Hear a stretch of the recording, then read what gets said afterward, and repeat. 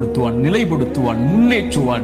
அவனுக்கு அடுத்த கட்டத்தை நோக்கி அவனுடைய வாழ்வை நகர்த்துவான். அவன் அதன் மீது நம்பிக்கை கொண்டிருப்பான். நலவு வந்தால் அல்ஹம்துலில்லாஹ், சோதனை வந்தாலும் அல்ஹம்துலில்லாஹ், அல்லாஹ்வை புகழ்வான், அல்லாஹ்விடத்திலே உதவி தேடுவான். இவன் முஃமின்.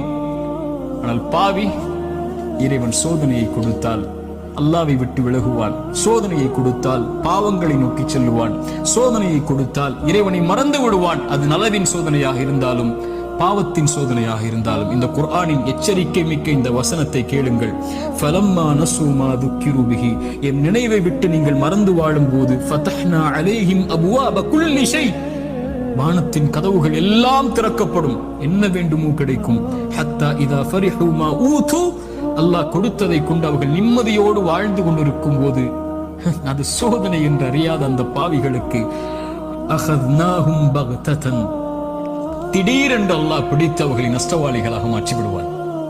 அல்லாஹ்வின் தூதர் ஸல்லல்லாஹு அலைஹி வஸல்லம் சொன்னார்கள், அடியானுக்கு அல்லாஹ் ஒரு சோதனையை இந்த உலகத்திலே விரைவுபடுத்துகிறான் என்றால்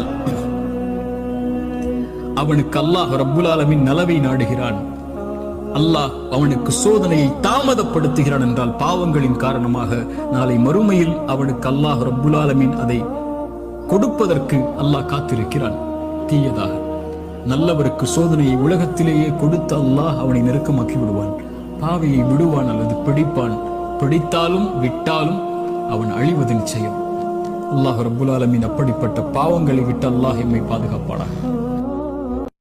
அல்லாஹ்